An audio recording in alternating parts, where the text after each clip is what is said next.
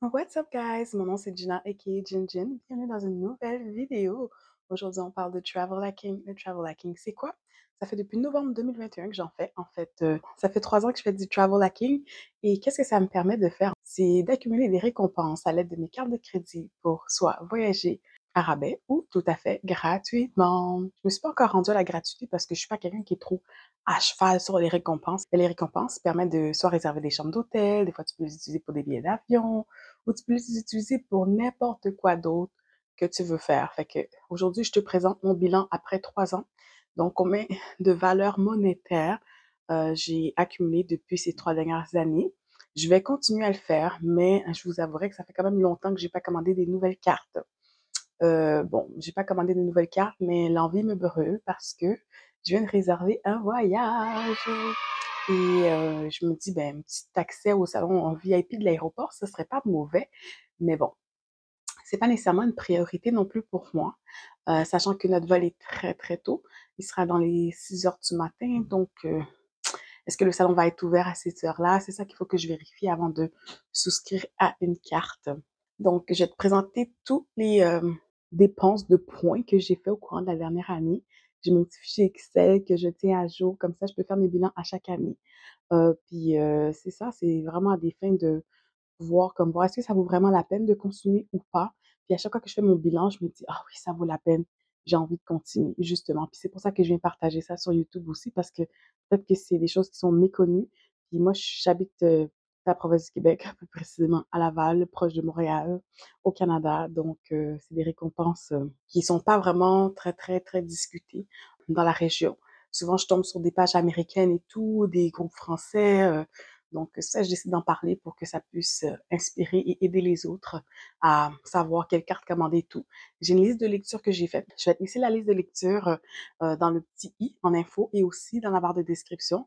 Comme ça, tu pourras aller voir les autres vidéos que j'ai faites à ce sujet. J'ai tout détaillé. Mes premières cartes, à chaque fois que j'ai commandé de nouvelles cartes, je suis venue les présenter. Je suis venue présenter les programmes de récompense. J'ai fait de la formation. J'ai tout détaillé dans les vidéos. Si tu as des questions, mais surtout, n'hésite pas à les mettre dans les commentaires, puis on va pouvoir en discuter davantage. Si tu as envie d'être un petit peu aventureux, mets-moi dans les commentaires combien tu penses que j'ai gagné au courant de la dernière année et combien tu penses le grand total avant que je dévoile la réponse, évidemment. Et on va voir si tu as visé juste. Mon année commence en novembre, vu que j'ai commencé à faire du travel hacking en novembre. C'est mon fichier Excel avec lequel je détiens toutes mes transactions, qu'est-ce que j'ai acheté. Puis j'ai vraiment simplifié la chose parce qu'avant, je trouvais que je me compliquais la vie pour rien. Donc, j'ai fait une colonne avec les dates, une colonne avec qu'est-ce que j'ai acheté, une colonne avec le coût. Puis après ça, dans la dernière colonne, la colonne D, j'ai indiqué c'est quelle carte en fait. Donc, le 27 décembre, j'avais été à Cuba l'année passée. Donc, le 27 décembre, j'ai payé le salon VIP de la Banque nationale. Ça m'a coûté 170 et 56, puis c'était grâce à mes points Visa Aventura. Ensuite, j'ai un chauffeur qui est venu nous chercher. Un chauffeur qui est venu nous chercher, un chauffeur privé pour notre transport aéroportuaire au Canada. Et ça avait coûté 179 et 71, entre autres. Il y avait 2 frais, là, mais ça, c'est un des frais que j'avais pu payer grâce à mes points Cobalt. Ensuite, le 16 février, je suis allée m'acheter des fleurs et ça m'a coûté, bon, la valeur de 40 $ et j'ai payé avec mes points Scotia Scène. D'ailleurs, la carte Scotiasen, c'est une carte que je n'ai plus. Donc, je ne pourrais plus avoir accès au salon d'aéroport et non plus à les points Scène parce que ni les conversions de devises parce que j'ai cancellé la carte après un an d'utilisation. Au mois de mars, j'ai été à Plattsburgh. J'ai même fait un vlog qui est sur ma chaîne YouTube. Je vais te mettre le lien en info. Donc, j'ai été à Plattsburgh pour une nuitée et la valeur de la chambre, c'était 188 $ et c'était grâce à mes points Marriott Bonvoy que j'ai pu obtenir cela. Ensuite, j'ai eu des frais parce que, bon, mes cartes Marriott, elles ne sont pas gratuites. J'ai un frais de 120 $ pour ma carte Marriott et c'est cette carte-là qui me permet d'avoir des nuitées gratuites à l'hôtel. Ensuite, le 21 mars, j'ai fait des transferts de points avec ma TD Visa Aéroplan, une autre carte que je ne détiens plus. Je l'ai cancellée au courant de l'année vu que j'ai déjà terminé de dépenser les points là-dessus. Donc, j'avais utilisé cette carte pour acheter le 21 mars une carte cadeau de 250 $ en Uber Eats. J'avais imputé ça dans mon compte, puis quand on faisait des soirées resto, ben, c'était gratuit du coup. Donc, c'est ça que je vous dis, le travel hacking, tu peux vraiment utiliser tes cartes de points pour acheter un peu n'importe quoi que tu veux. Tu n'es pas nécessairement obligé de l'utiliser pour des voyages. Ensuite, le 25 mars, j'ai acheté une carte cadeau de Costco Shopping. Ça, c'était aussi grâce à ma Télévisa Aéroplan. Et ça m'a permis d'avoir presque une épicerie gratuite. Donc ça, je trouve que ça valut vraiment la peine. Le 1er avril, j'ai échangé mes points avec ma carte Scotiasen en montant en monétaire. Donc, je me suis pris un petit 150 $. Bon, pourquoi pas. Ensuite, en passant le mois d'avril, c'est le mois de mon anniversaire. Donc, je sais même pas pourquoi j'ai décidé de faire ça. Des fois, c'est juste pour me gâter un peu. Je me dis, OK, j'ai fait une commande Sephora, ça va payer ma commande Sephora, je prends l'argent.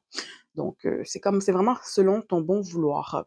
Ensuite, le 7 avril, j'ai encore une fois échangé des points contre de l'argent. Donc, un petit 20 $ ici avec mes points Scotiasen. Le 21 juillet, je suis allée à l'hôtel de Pearl and Spa. Ça, c'est mon vacation à T.O. à Burlington avec mon chéri. Et les 2 nuitées ont été payées grâce à mes points Marriott de Bonvoy. Et les 2 nuitées valaient d'une valeur de 864,95. Donc, nous, on a été au mois de septembre, mais c'est au mois de juillet que j'ai fait la réservation. Donc, j'ai converti mes points en nuitées d'hôtel. Donc, ça n'a absolument rien coûté pour les nuitées d'hôtel. Je pense qu'on a juste payé le stationnement puis la location de voiture. Fait que quand je vous dis que ça vous permet de voyager à rabais, c'est vraiment ça. C'est que si tu payes pas l'hôtel, tu as juste des frais de transport, c'est déjà moins élevé. J'ai pas encore été dans l'optique de prendre mes points pour les modifier en billets d'avion, mais je sais que c'est possible de le faire. Ensuite, bon, j'avais été chargée pour ma carte frais, des frais annuels de la carte Marriott Bonvoy Compagnie. Et ça me coûte 150 $ par année. Fait que, tu sais, c'est pas vrai de dire que le travel hacking te permet de voyager tout à fait gratuitement parce qu'il y a toujours des frais. Tu additionnes tes récompenses puis tu soustrais les frais. Ben, tu gagnes beaucoup plus que, dans le fond, t'es pas dans le déficit. Tu fais de l'argent. Fait que c'est ça que je veux dire. Fait que vous allez voir à la fin, j'ai fait le total de tout, ce que ça m'a coûté pendant mon année. Puis j'ai même fait le total des 3 dernières années. Donc, on y arrive. Pour le 20 août, j'ai utilisé des points, j'ai changé contre de l'argent. Donc, ça, c'est avec ma carte Cobalt. C'est une carte que je détiens encore et j'avais échangé 143 $. Et ensuite, j'ai mis le montant de mes frais annuels parce que ma carte Cobalt, elle me coûte 12,99 par mois. Donc, cette carte-là, bon, ça va me coûter 155,88 si on multiplie 12,99 fois 12 pour 12 mois. Donc, pour avoir vraiment comme l'heure juste. Bon, ici, il faut que je fasse une petite aparté pour vous dire que j'ai trouvé que dans la dernière année, ça a été beaucoup plus difficile d'accumuler les points grâce à les cartes cadeaux à l'épicerie. Le pourquoi? J'avais l'habitude d'aller au IGA à côté de chez moi pour acheter des cartes cadeaux. Puis, dans le fond, ça me permettait d'acheter avec ces cartes cadeaux-là mon épicerie au Costco ou au Maxi. Parce qu'au Costco, ils ne prennent pas les cartes American Express. Donc, ma Cobalt, ma Marriott Bonvoy, ma Marriott Bonvoy Entreprise, c'est 3 cartes que j'ai dans mon portefeuille qui sont des American Express et c'est pas accepté dans les magasins où lequel je fais souvent mon épicerie. Donc, j'avais l'habitude d'aller au IGA. Des fois, je me dis, OK, je m'en vais au IGA chercher 2, 3 petits trucs en spécial. Puis en même temps, je m'achète une carte cadeau. Puis là, ils ont commencé vraiment à être plus stricts. Puis ils nous disent, ah, si vous voulez une carte cadeau, il faut que vous payiez absolument avec votre carte de débit. Puis moi, j'avais l'habitude de l'acheter avec ma carte de crédit, justement, pour avoir les points. Puis là, c'est comme s'ils sont venus un peu casser le game, casser le jeu. Fait que faut que je m'essaye au Super C parce que j'ai l'habitude d'aller au Super C, mais le Super C, ça, il m'était déjà arrivé une histoire que la carte que j'avais achetée, c'était une carte qui était frauduleuse. Elle avait été compromise. Donc là, j'ai dû appeler à Super C. En tout cas, j'ai dû vraiment me faire rembourser parce que la carte les numéros avaient été trafiqués. Ça a été quelque chose. Mais j'avais arrêté d'aller au Super C après ça, après ces incidents-là. Fait que, tu sais, tout ça pour dire que c'est pas vraiment facile d'accumuler des points quand que tu vois que, tu sais, il y a certaines dépenses que tu veux faire, puis tu peux pas sortir ta carte American Express partout ou tes cartes American Express partout. L'idéal, ce serait que les cartes American Express soient prises dans tous les magasins. Puis personnellement, ben, le voyage qu'on vient de faire, ben, mon chéri aussi est dans la game, fait que lui, c'est lui qui a payé le voyage, puis il a payé avec sa carte American Express Cobalt dans le but d'avoir des points, justement. Fait que, tu sais, quand tu as des grosses dépenses à faire, ben, OK, tu t'en vas en voyage. Bon, je sais que c'est un 2, 3, 4, 5 000 $. Écoute, ça vaut la peine, là. Même si c'est 2% là, de 5 000 $, fais le petit calcul que tu vas quand même avoir un retour là-dessus. Fait que c'est juste que il faut que tu saches quelle carte utiliser pour quel motif. Il y a des cartes que c'est mieux pour l'épicerie, il y en a que c'est mieux pour les voyages, il y en a que c'est mieux pour l'essence, il y en a que c'est mieux pour toutes les autres dépenses confondues. Donc, moi, chacune de mes cartes, j'ai mis des petits collants dessus parce que quand j'arrive à la caisse, il faut que ce soit une décision rapide. Quelle carte j'utilise? S'ils prennent pas Amex, je sais quelle autre sortir. Là, j'en ai annulé quand même beaucoup courant de la dernière année parce que pourquoi? J'avais fini d'accumuler les récompenses. Puis j'en ai pas commandé d'autres parce que je trouvais que ma cote de crédit avait beaucoup baissé puis ça prenait du temps à remonter.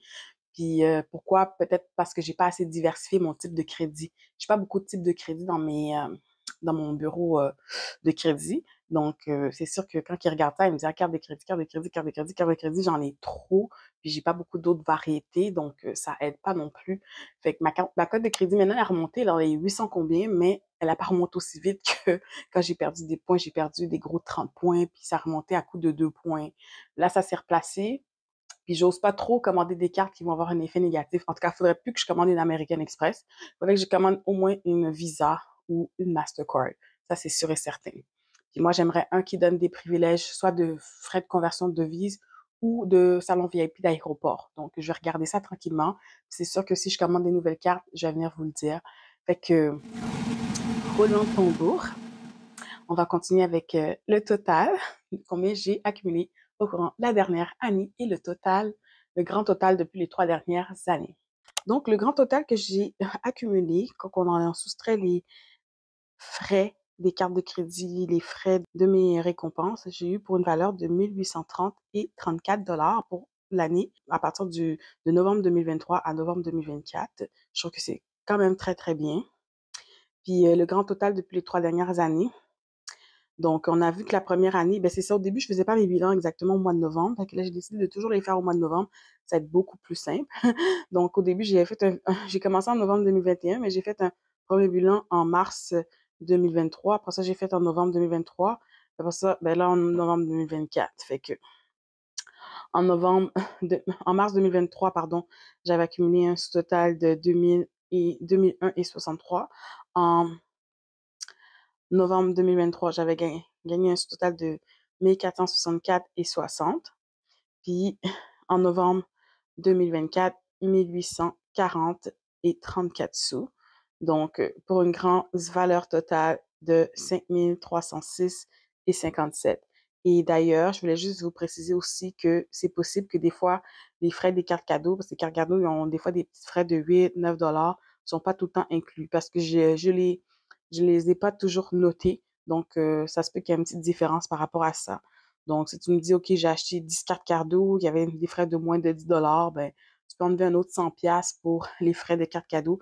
Puis des fois, je peux prendre des cartes cadeaux aussi qui ont aucun frais, là. Tu sais, admettons, je prends des cartes cadeaux de Ikea, puis je m'en vais acheter à Ikea, puis je les achète, ben, ces cartes-là, il n'y a pas de frais. C'est des cartes Mastercard qui ont des frais, des cartes Visa qui ont des frais dans l'ordre de 7, 8 dollars. Fait que voilà. C'était tout pour la vidéo d'aujourd'hui. J'espère que la vidéo t'a plu et surtout que t'a été utile. Si t'es resté jusqu'à la toute fin, je t'invite à t'abonner. Ça veut dire que t'as bien aimé ce que t'as vu et tu risques d'avoir peut-être d'autres vidéos qui vont te plaire. Va faire un petit tour sur ma chaîne d'abord pour voir si jamais t'es nouveau ici, si qu'est-ce que je peux faire, ça t'intéresse potentiellement. Parce que j'ai des vidéos quand même assez variées où je parle de finances. J'ai une liste de lecture de finances. Je parle des fois de mes cheveux. J'ai une liste de lecture pour les produits que j'utilise pour mes cheveux. Je parle de style de vie. Je fais des vlogs. J'ai des listes de lecture pour mes vlogs. Je vais en voyage, je vlog mes voyages. Donc, c'est vraiment la good vibes ici. Donc, si tu veux rentrer dans la team good vibes, abonne-toi. Et on va se revoir dans une prochaine épisode de Jin Jin Good Vibes. Bye!